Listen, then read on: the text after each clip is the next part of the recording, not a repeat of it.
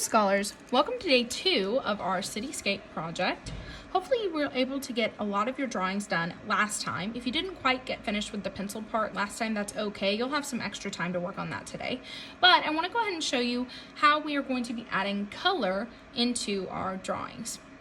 So, like I said, the ones on the top, we're going to be using our warm colors. So I have a little poster here that can show us our warm colors. Remember, our warm colors are red, orange, and yellow, and also pink falls in there. And then any color that's kind of close to one of those colors would be in there as well.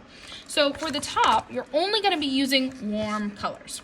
On the bottom, when you flip it over, you're going to be using your cool colors. So here's my cool color poster, and I have green, blue, and purple, and colors that are pretty similar to those.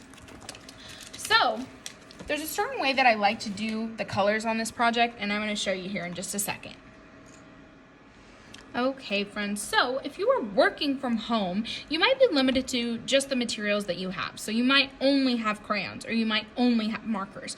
If you have both crayons and markers, there's a certain way I like to do the color for this. So personally, I like to go in and I like to use markers to do outlines on my drawings, but I like to do crayons to do the coloring in. The reason I like to do outlines with markers is because that helps the kind of bigger, more central parts of my picture stand out. So for example, on my warm color side, I might use red to do the outline of the building. And maybe I'll outline the door in red too. But then, and actually, I'm also gonna do the words. If I want, I can go back in and erase that pencil later or even before I do the tracing. But then when I go to the part where I actually wanna color in the building, instead of using the marker, I'm gonna color in using the crayon. The reason I'm doing that is that just lets my main focus stand out a little more. When you use only markers, it can be kind of hard to see the details that you've worked really hard on drawing. So that's just the way that I like to do it. Another tip that I'll give you is it's easier to work just on one side first. So for example, either pick the warm side to color or pick the cool side to color first, and then switch once you've completely finished.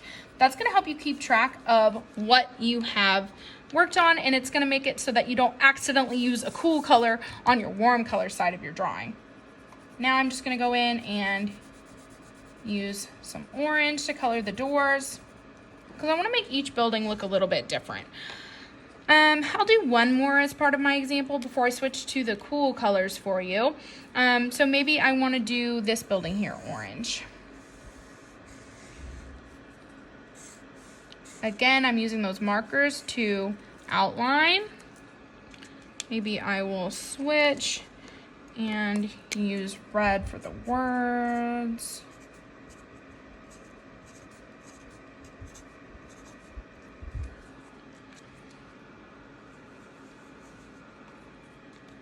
But then when I go in and add color, I'm going to be using the crayons instead.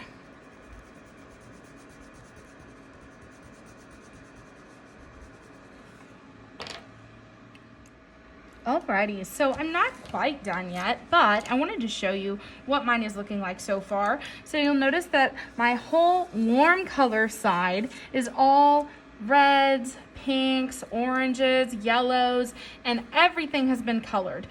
There are certain areas where I'm still working and I'm going to go in and add crayon in those areas. I'm also going to continue coloring in the sky. If you can see on my completed example right here, I've colored every single part of my paper. So there's actually no white paper showing at all. So at the end of this project, ideally you have covered your entire space with color.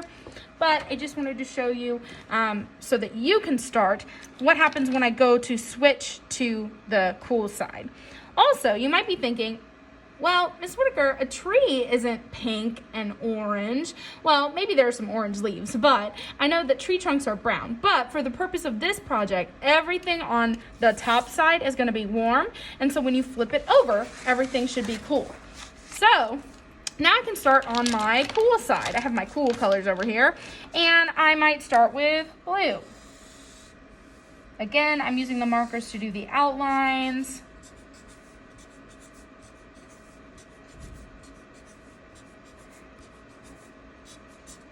And then for the coloring in, I'm going to use crayons. Maybe I want some purple windows on this building.